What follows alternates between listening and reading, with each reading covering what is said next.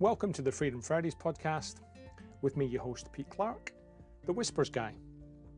Work seems to expand to the time that we give it. And I've been investing my time, occasionally on a Friday, to explore how we use our time, our energy, our attention, and the impact it has on our identity. I've been exploring over season 1 some of the mindset shifts in the handcuffs of I have to the freedom of I choose to. And I've shared some conversations, some tips, some tools about how you might want to invest your own time, your own energy, your own attention, how you might want to, if you choose to, make some changes to your identity, how you might have freedom from I have to and design a life around I choose to. If that's of interest to you, then this is the podcast for you. Welcome to this week's Freedom Fridays podcast, where I have an interesting guest who trades in confidence.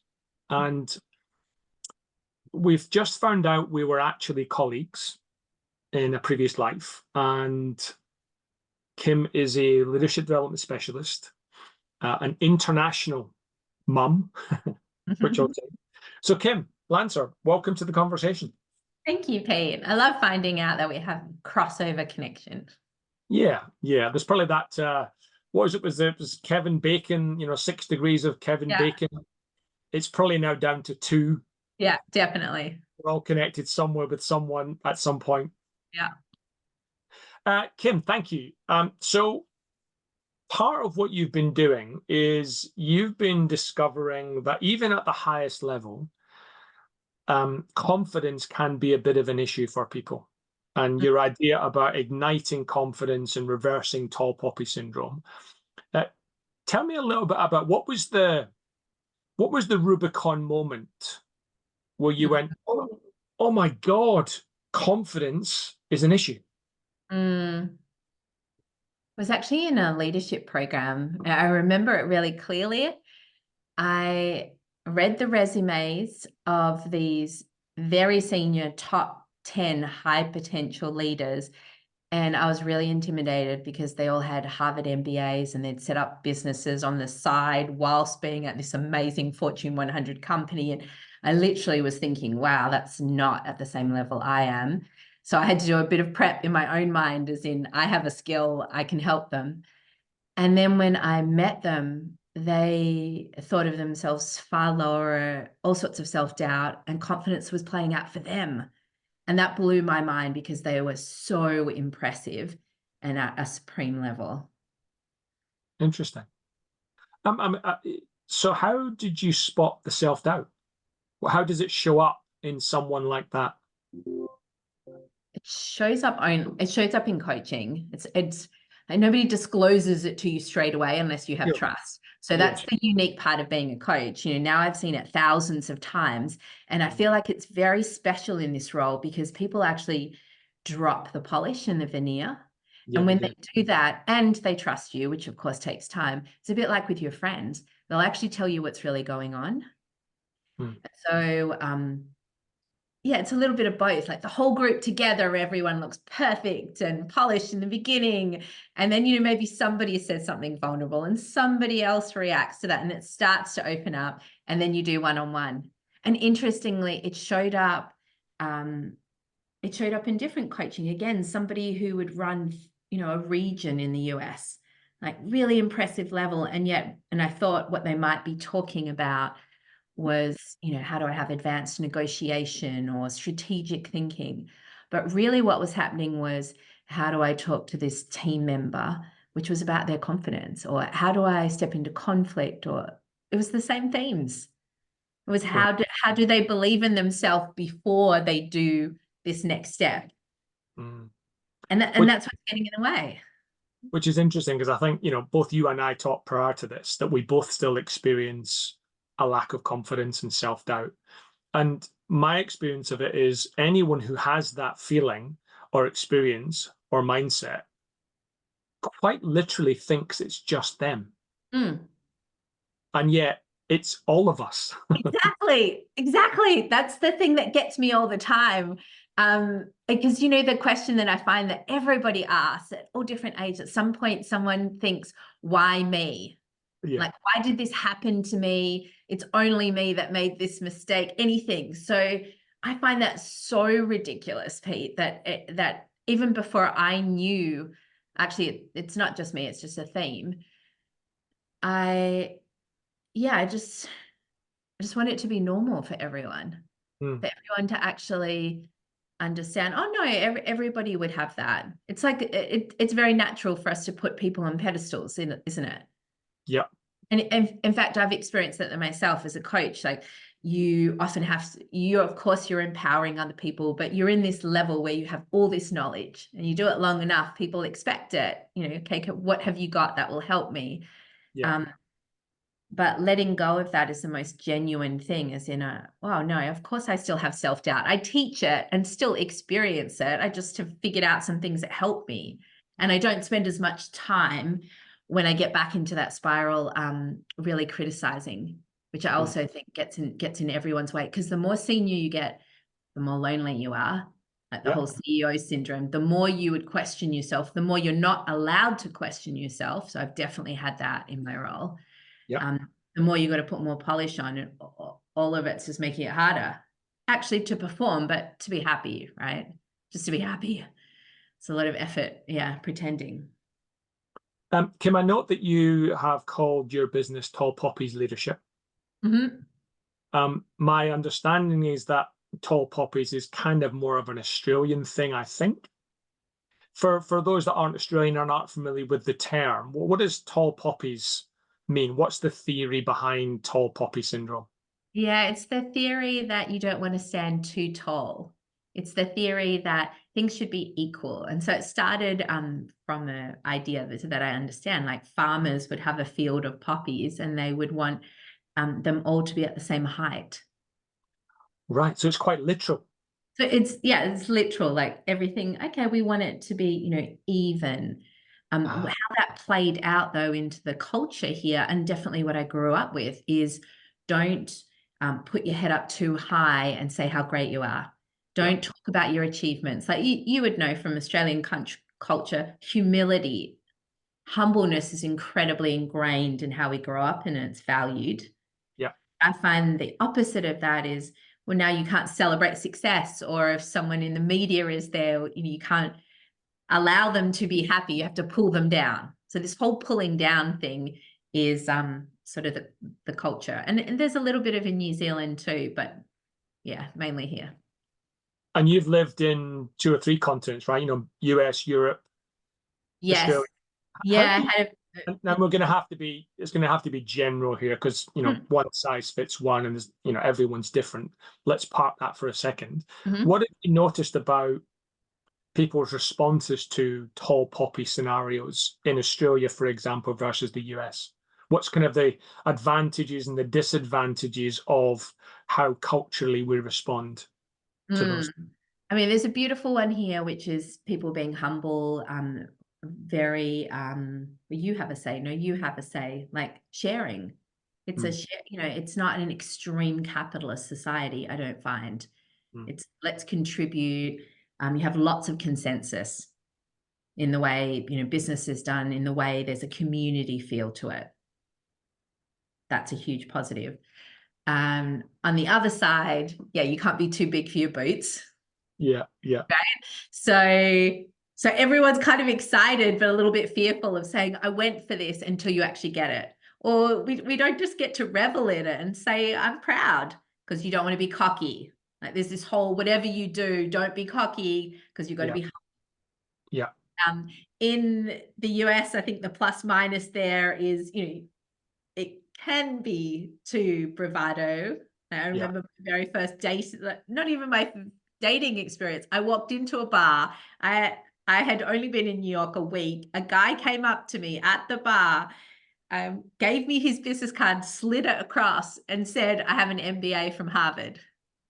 Told me. That was his chat-up line. That was his chat-up line. And he said, call me, let's talk. And I still remember thinking, that is so bizarre. Why would you tell me your credential? Because of course, comparing it to the UK, you cannot do that. Like it's, you tone down your humor there, which I love, but it's, again, I think they stifle achievements as well. It's not a feel great about what you're doing and sharing it. It's like, no, no, no.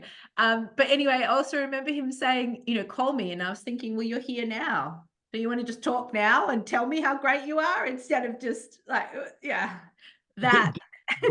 Did you call? No, I think. So you don't want either, right? You don't want falseness, like I'm pushing everyone out of the way. It's highly competitive. It's not values oriented. But the other way, I think, is almost like a silent killer here. Right. Like I do, like one of the first CEOs I saw from coming back 5 years ago talked about humbleness and how important that is. And in a way, I understood it. He's saying, it's great to downplay what you've done. But also, he was at a level of, he's at the top of one of the Australian companies talking about it. So he can afford to be humble now. He's made it. And I thought that was kind of dangerous for people listening to it, because I think humbleness is confused. Instead of, why can't we just share a mini win? Why can't we tell our team, I'm going to go for this, and without knowing you'll win it? Why can't you just feel good? Like that, the other one, that's humbleness stops expressing life, I think, in a way sometimes by accident. Yeah, interesting. So you obviously immerse yourself in this. What gets in the way? What gets us in the way? What gets in the way of us authentically expressing our wins, authentically expressing what we're going for? Yeah. Thoughts on that? It's fear, isn't it? Like it's fear, it's embarrassment. So I don't want to tell you I'm going for something in case I don't get it, then I would be embarrassed. I don't want to tell you because I'm worried about perception. Yeah. Like, I don't want to say, oh, we've just won a client and I'm so happy, in case you think I'm being cocky. Right. I don't want to. It's bad stuff necessarily. It's the kind of the other side of it as well. Yeah. And what stops you generally is because it's not a norm. So if you're in having 11 years in New York, which is an unique culture in itself, it's different to other cities and other places.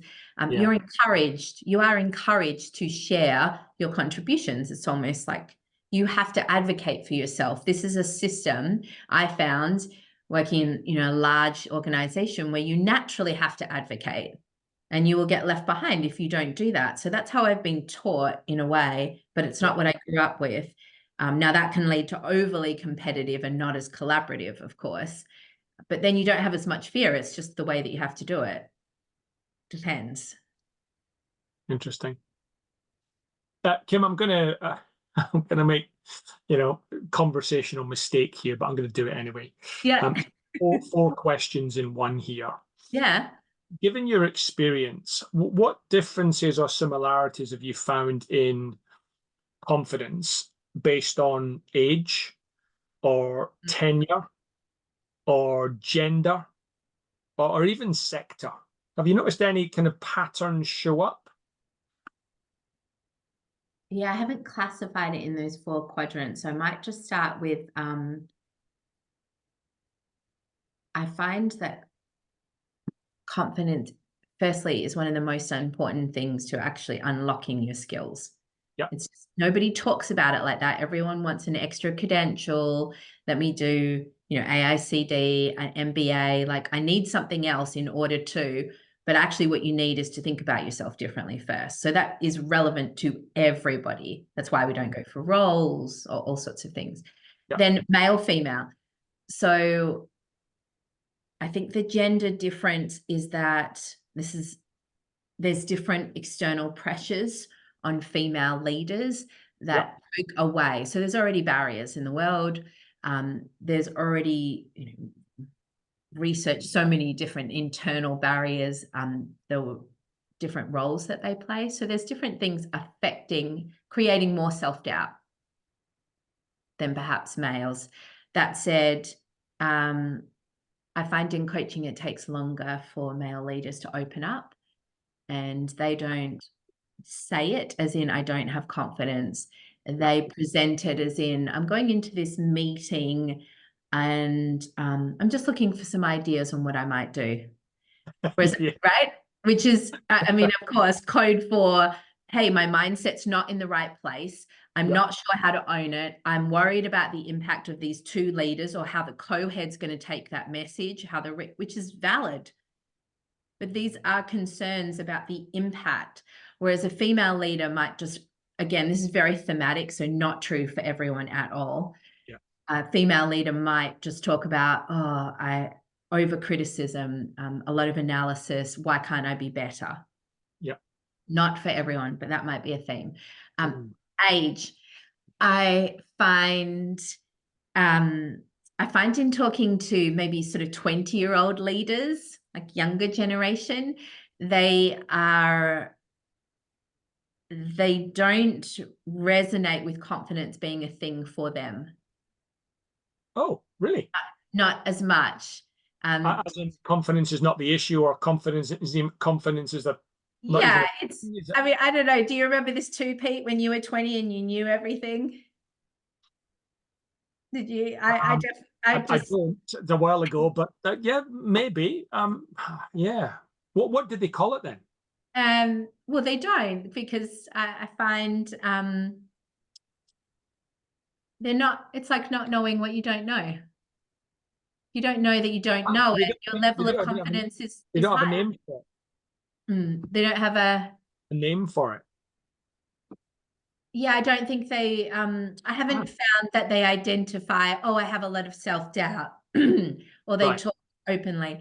I wouldn't personally work with that audience as much as a whole. I would have far more data on different age. Obviously, I have my son who's 20. It's very much like you don't know what you don't know. So you're just pushing forward and it's all great. Yeah. And yet, interesting. So my youngest daughter's 20. Yeah. This is a huge generalization, but she talks about her, and she does extrapolate it to her generation, which is not the case, but it's an interesting example.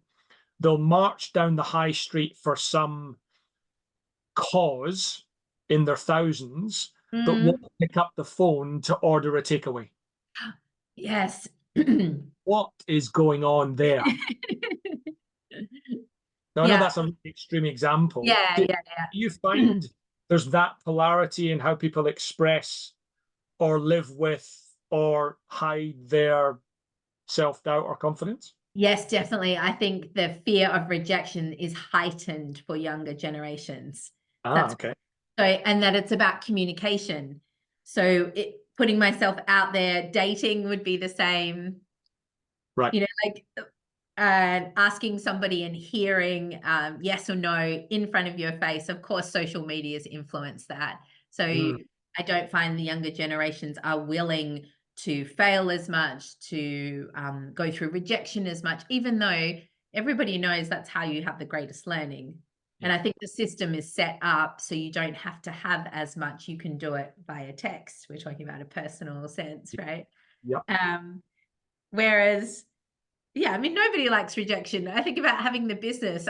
I have been rejected thousands of times in the last 5 years, more than any other time. And it bounces more. So it's a great thing to go through, isn't it?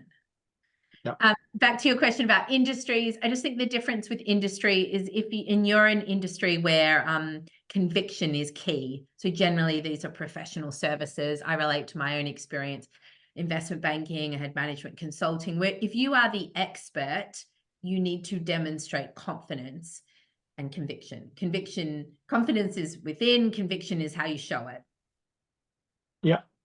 In different industries that aren't selling, that aren't providing expertise, they might be helping, you can be more vulnerable. And so they might be quicker to actually say, oh, well, I'm not sure about this. So healthcare clients versus a investment banking client. There would be variation there. Interesting. Thank you. Just picking up on one thing you said around the professional services thing, let's make this a broader conversation. You and I grew up professionally in what was deemed a comms business predominantly. And what the kind of merging of those two businesses came with was this idea that in terms of how we communicate, there's things that we know, there's things that we do, and there's how we are being whilst we're doing what we know. Is confidence something you do or something you're being? It's something that you're being, and it's real if you are actually being it, if it's inside. Sure. So the most genuine way to be confident is to actually think about your view of yourself and then to show it. But of course, we have, messages in the world about faking it. Yeah. You can show it without truly feeling it. So I have two views about that. Yeah. I mean, firstly, can you be confident in everything you do? Like, no, I don't think so. We're not perfect. We're not experts. If you've got a lot of blind spots, possibly. Yeah, because that would go back to cocky. So, and that question comes up, right? Well, I don't want to be too confident. I think the risk of overconfidence versus the risk of underconfidence is completely disproportionate. Like, there is far more of a problem in the world of people who are not asking for what they want, not doing what they want, not being confident. That is the greater problem. It's not the cocky people who are, showcasing a bit more. Like, they're the ones who aren't aware of their blind spots and think everything's perfect. Well, they'll figure that out themselves, or they won't, because they're never doing development.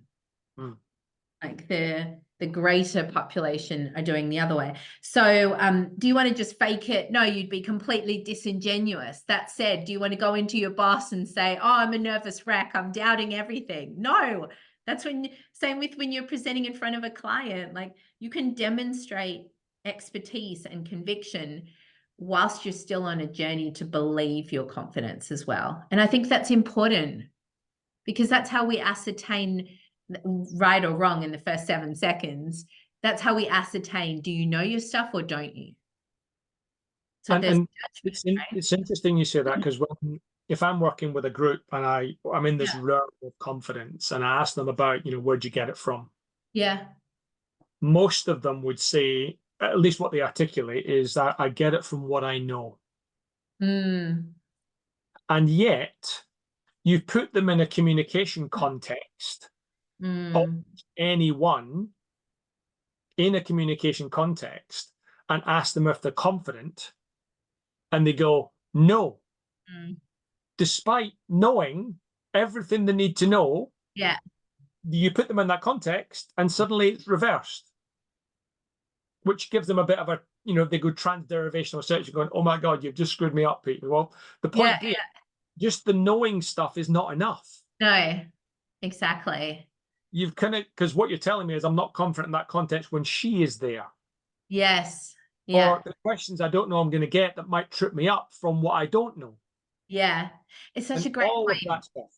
Yeah, because the feeling that you have in meetings where this much, but if you get asked a question where you have to spontaneously react, people are like, but I find if you have a sense of self-worthiness, if you like yourself, if you're like, I'm pretty good, I know enough, then you can have a meeting where people will throw things at you and you feel okay saying, I'll get back to you. That's a good point. All of those things.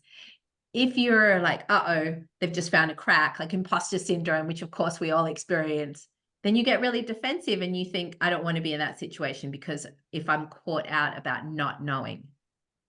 But I actually feel like, what if you stepped into that situation with, well, of course there are things I wouldn't know, but I can deal with it. I think that I can deal with it. I'm that feeling about yourself, like I'm a good leader. I won't do it perfectly, but it's okay. I'll be able to navigate. That feeling stays forever. And one of the distinctions I've read about is, and again, it's a bit hackneyed and it's overused and it's weaponized sometimes, but this distinction between fixed and a growth mindset. Yeah. In the context of when we're presented with a situation, when the answer inside of us is, I don't know. That if I don't know is the end, that's an example of fixed. Whereas if I don't know is the beginning, that's an example of growth. Yeah. For anyone that's kind of ready to hear that, that's a really interesting line for them to traverse. So when you don't know, and that's the end, what do? Panic, get defensiveness, blah, blah, blah, blah. Or when you get to I don't know and you think, that's interesting. Haven't thought about it like that before. Yeah. And you build upon, it's actually extending your competence at the edge. And it's a really interesting moment of truth when we get to that point when a situation or someone asks us a question and the answer inside is, shit, I don't know. Where do you go next? Yeah. That makes me think of so many things. Like personally, once upon a time getting told in a counseling session, like, do you want to talk about this? And I remember being super honest, like, that is terrifying to me. Like, oh, and even before the counselor said it, I was like, damn it, that means I have to talk about it, doesn't it? And, of course, her face lit up. She was like, hell yeah, you do. Yeah. It's the juicy stuff, right? Also, I find it really ironic, right? We're all trying to be more confident, but what is confident? It's just a way of thinking, I feel good about myself. You don't grow up in the world feeling good about yourself necessarily. There are firstly, your brain's messed up and giving you all these negative messages. Secondly, it depends on there's all this competition, like when we don't have belonging, like this whole system that we live in is not feel great about yourself, which I feel is weird and ironic anyway, because it's not how I don't imagine a God creating beautiful creatures and then being like, oh, let me put all these barriers in the way. It's just weird. That's probably why I feel so passionate about, just be aware of the barriers so you can navigate it.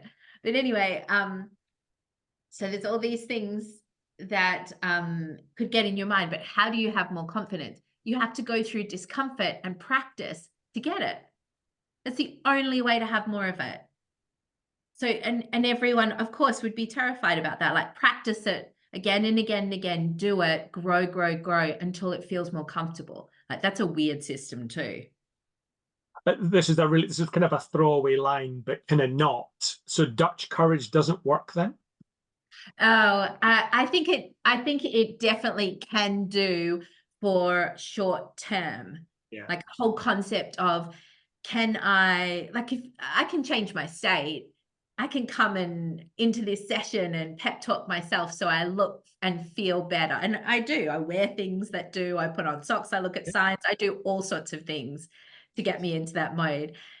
Will that change the way I feel about myself long term? Not as much as if I actually think about, my strengths, how I show up in the world. Like, if I'm also kinder to myself at base level, if I already think, which is going to happen, Pete, after this podcast, I'm going to think about 12 things I could have said better. Now, because I've learned about this so much, I already know that Kevin, my little inner voice, is going to try and mess with me. So obviously I'm like, Kevin, I'm not going to pay any attention to you. That's the only difference. And what if everybody did that? Because I definitely used to go into meetings totally focusing on what I didn't do, which by itself pulls down your confidence. Yeah. Just like you wouldn't ask for what you want. We aren't taught that, I don't think. And I find these fundamental things, like, what if everybody, to your point, didn't say it's just me? Everyone went, oh, it's everybody. You're just fake. You're just hiding it. You're hiding it. You're hiding it. And you and I are lucky. We actually hear behind the scenes and we know, no, this is true. Everybody at all level is experiencing self-doubt. People have just learned to navigate it better through practice. Yeah, I think so. Which I'm going to come to in a second. And I'm going to ask you about Kevin. So I think that's probably a strategy that not many people either know about or deploy, which help the dialogue with this inner thing that's going on. But double barrel question. First question. You've been immersed in this. You do it yourself. You're teaching others. What's the source of most self-doubt?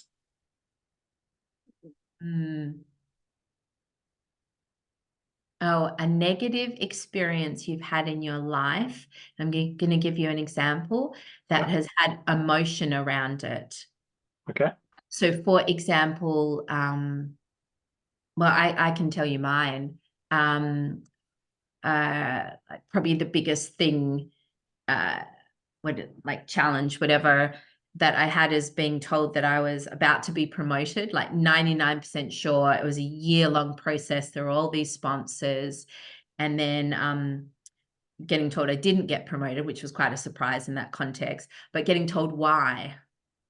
So this is the emotion. So the way it was messaged at the time was that I was overly passionate. Okay, I'm sure you can see that from my energy, right? And my energy, which was a little way of saying too pushy with internal stakeholders, which would have been true, by the way. That would have been a blind spot for me. I was very passionate about leadership development. So if someone was like, we're going to put it online, I'd be like, no, it needs to be in person. Like, imagine doing that when you're like down here and everybody else is way more senior than you and a matrix. Anyway, but for a while, so that feeling of, oh, my passion is a negative thing. Don't be too out there. Don't be too opinionated. When people have that, messages like that, their self-doubt reminds them of it. And meaning, if you got told that you were aggressive when you were 20, and you're a leader who's 40 now and you've just been promoted, their self-doubt will come from that message. And I'll like, I don't want to be too aggressive. And so they will spiral into questioning themselves far more, even though they're not even close to being aggressive anymore. And presenting, if you got told, or you have an emotional experience around presenting where there's lots of self-doubt, it could have happened 10, 20 years ago, and people's doubt will go to that. So it's based on other people's feedback that has an emotion tied to it. Yeah. Interesting. And is self-doubt predominantly our internal dialogue? Remembering something from the past? I think it's accelerated by that. Obviously, external factors. So the other category would be family. It's the messages that you repeatedly hear, because family is, of course, our first introduction into a system in the world. So the messages you get told there, if they have a negative imprint, they tend to stick. If the messages you get told by key people, like, don't talk too much, like, then we just hold on to it. So the internal dialogue is influenced by external influences, and it accelerates it. The example I use when people ask about that for me is, this is a story. So I've got 3 kids, older now, but when my eldest was, I think, 3, my second was being bottle fed. My wife was downstairs feeding my son with the bottle. My eldest came downstairs and said, "Where's mine?" Or she might have even said that. And my wife simply pointed or just gestured to the fridge and said, "Yours is in the fridge." From that moment on, my daughter has never had milk. So the meaning that she made, the narrative that she told, all of that, and it's a simple example, but it's interesting how easy and almost accidental we can pick these things up. Exactly. So it's accelerated, isn't it, by external forces? So we might have a tiny bit in us. I also think there's weird expectations. You're not confident about everything. You're not supposed to be perfect. Like, there's these weird messages. I'm built to compare myself all the time, but I have to do a bit of work. I'm built to self-doubt all the time, but I have to do a bit of work. Imagine if we could just tell our kids when they're young, hey, these are all the things that are there. We don't get taught these things at school either. And then you got a little bit of a list of, so therefore, every time you go to a meeting, you'll have crazy doubt. Anytime you meet with somebody important, watch it then. Anytime there's an emotional message, in fact, from mum, she's probably going to mess you up. And we just told them, navigate, tool. That's actually my wish for the world. Like, I came back to Australia and thought, why am I talking about this with women leaders, just one particular category? I want to go back to my school and tell 13-year-old girls, just as relevant for boys, here are all the tools. I think we wouldn't have the same later on, and it would be more comfortable for everyone to admit it, hence the dialogue around it all. It's not perfect. And I noticed that one of your tools is that you've named your inner dialogue, Kevin. Yes. If it's shareable, tell me why, and tell me what the tool is. Why would we name our internal dialogue a name, and why Kevin? Kevin, Kevin came to me from a client years ago. I remember he was talking about this guy who sounded really evil. His name was Kevin. And irrational, like the things that were happening. I'm like, that's totally not fair. That's not valid. And I thought that was a perfect reminder for me to be like, right, inner voice, which is 5-to-1 negative, ratio skewed. How irrational that our brain is set up to doubt to such an extent. Just like, you have the performance review and you get 5 good things and 1 bad, and we all focus on the bad. Like, what sort of system is that? So that's how I thought about this crazy guy, Kevin. And it really works because it's normalized. So there's a few things going into any meeting. I know, I'm a high achiever. Once upon a time, wanted things to be perfect. I'm like, just not realistic. So I tell myself not to spend as much time thinking about what I could have said and far more time on I did well. So that happens before big pictures. I put tons of pressure on myself for clients to be in front of clients. I imagine it a certain way. So I have to talk to myself before it happens, one. And then afterwards, I'm far more intentional about what I say. So what would come out of my mouth first would be like, I didn't say. Right. I wish I had. And now I just pause. And I make sure that I say what I did well first. That's happens with practice now, especially with my husband, with the people that you're really casual with. And then finally, with Kevin, I just have a laugh about it all. Like how easy, if you said anything to me right now, Pete, about my dress, what I said, how I spoke too long, I just think it's ridiculous that you could spark and ignite Kevin and I could go on a rant of self-doubt just because you said it. Yeah. So that's how I think about it. Like, why would I give you all that control? Also, not for me to spend too much time in it. Like, no, Kevin, irrational a little bit, but it's not going to help me perform. And I really want to grow and perform. So I'm like, you're not serving, not serving, not serving, not a part of my plan, even though you're there all the time. So a little light and then no, a little light, no. Cool. So does Kevin have an optimistic twin? The reason I'm asking is because I've named my internal dialogue Benny. Betty. Oh, wow. Benny, as in literally Benny Hill. Oh, of course. That's the only Benny I know. Right. So the Benny Hill show was a UK comedy. Yeah. Totally inappropriate now. But the Benny Hill music is this ridiculous, comical, it's fast forward. So it's the same as Kevin. But I'm wondering whether Benny and or Kevin, so it's talking about ourselves, need like an optimistic twin, as in what's the upside? Who kicks in? Who's the person in your head goes, what did I do well first? Then we can let Kevin speak. Yeah. Yeah, I definitely do. Pete, I live in that. So I'm incredibly optimistic. I like dream things. I believe deeply in manifesting. Like this is what I want in life and I can absolutely have it.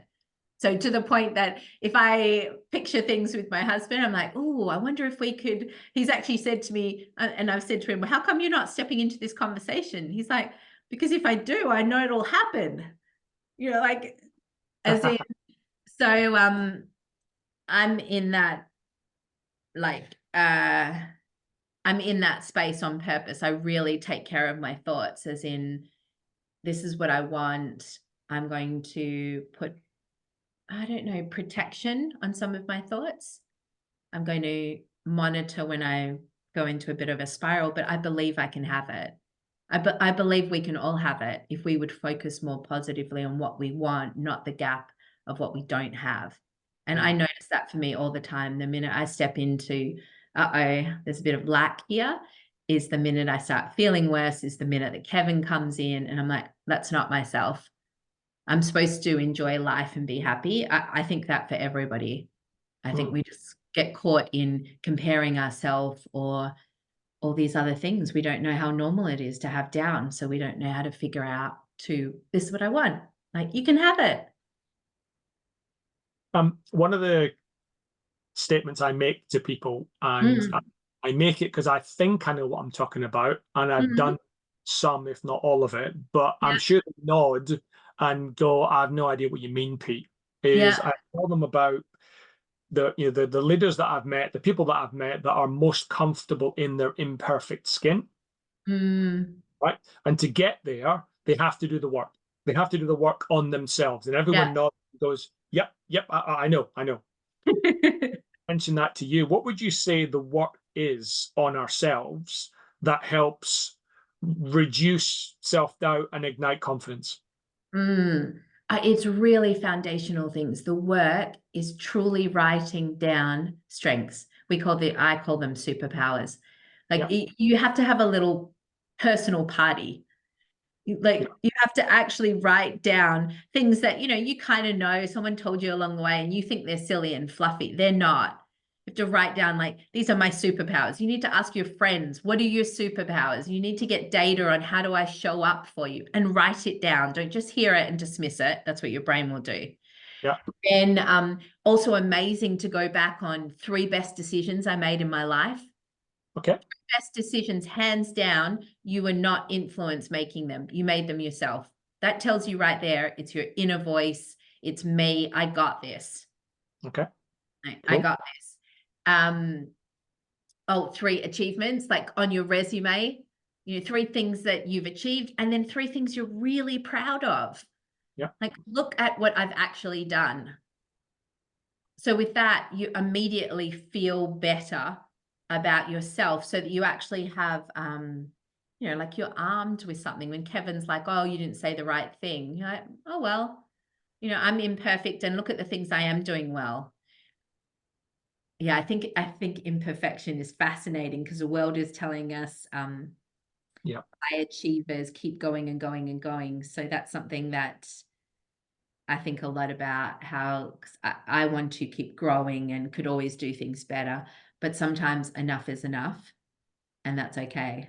Like, I think that is really important. Like, I did the best with what I have today, and that's enough. Like, that's a lifelong journey. Yeah. Right. That we learn on a daily basis. Yeah. Even,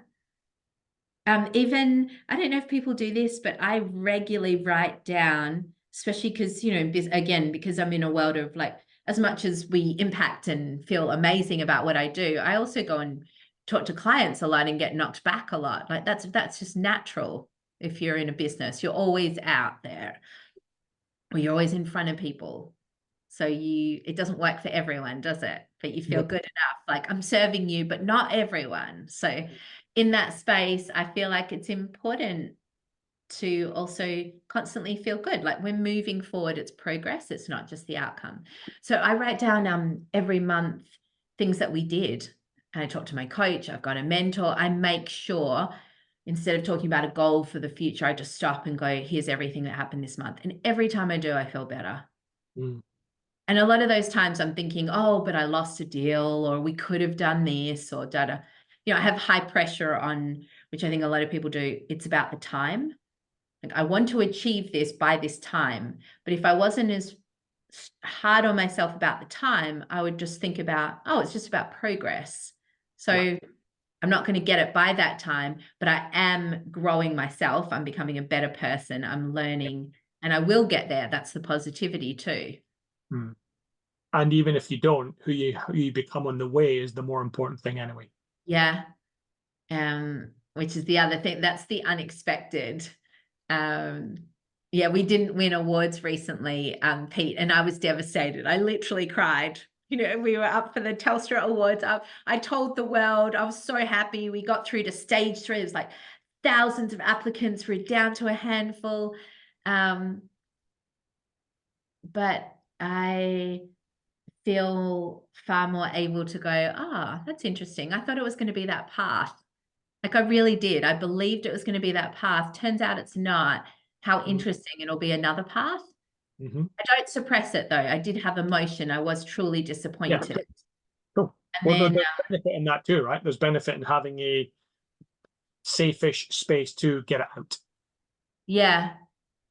Yeah, I think that's really important. I think sometimes not having that means you don't honor it in the same way. Yeah, and you suppress it, and you avoid it, and you bury it, and it sometimes, usually, my experience is it shows up somewhere. Of course, yeah. And also, I think if you're really goal orientated, so not everybody, you know, has this burning purpose. I get that. You know, I happen to be a little like weird like that, or not everybody is like, it must keep moving forward. Like, okay, I got that. But if you do have that pressure, then it's almost like you constantly are putting higher and higher expectations on yourself, which will make it harder. But really, actually, it's about control. I used to be far more, this is the path, because I set the goal and that's the path. Yeah. And now I find way more comfort in like, oh, I just know the why, I don't know the how. And like, not that path, I wonder what other path. And of course the other path shows up. Yeah. Like it always shows up, but it took me a while to get there with that one. Yeah. There's I don't know if you've seen it, Kim, there's a lovely image. I think it's Tim Urban who put it out there. It's basically two pictures sitting alongside each other. The first picture is you at the left-hand side and all of the different paths you could have taken. Yeah. But you've only taken one. Yeah. Middle of the picture, and it's the same picture, but all the paths are open. Yeah. And it's a lovely visual of, yeah, but it should be in that path. Well, it wasn't. It happened to be there, but guess what? You ended up here. Yeah. Same option opens up every single day, etc. It's a lovely visual of, okay, I get it. I get it. Yeah. Because we do as humans like beat ourselves up a lot, don't we? I think that's if you thought about the level of how much do you allow yourself to be happy versus frustrated. Yeah. I think it's a bit weird that we're built to be a bit victim-y, or we're built to be a bit like, oh, what's happening to me? And you kind of have to work on getting to this state of happiness. Look, and this is a personal comment. I don't know how true this is, because maybe it's an old grumpy guy. I think the worst things that the internet has done for us is the ultimate comparison of everything. Yeah. So, you know, perhaps when I was growing up, I literally compared myself to the other kids on the street. Yeah, I agree. Settled. Right? I was kind of like, there was a bit. Now the benchmark for success is like stratospheric. Mm-hmm. And here's me not comparing myself to who are below or under, more to who's above and better. Yeah. Totally exact, and I can get that in a millisecond. Yeah, I completely agree. And we are naturally looking outside and making meaning from that. And I think some of our work is actually not to compare, period. Actually, during COVID, when I coached people during COVID and they worked from home, there was a remarked difference in their confidence. Yeah, interesting. They were not on trading floors. They weren't in open plan. So there were all these themes of like, wow, I'm not aware of how this person is performing. I'm just aware of mine. Always, I think about that as cars. You know, like you're driving on the freeway and you see the different car and there's some car passes you. I'm like, don't look at the other car. Just focus on your driving. That takes effort. Yeah, it does. It does. In itself. It does. Kim, in your experience, what do most people misunderstand about confidence?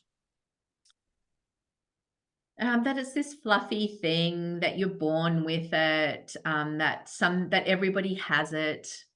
It just all myths. Like, no, you are set up to doubt yourself. You won't be confident about everything. You have to go through discomfort, and it takes practice.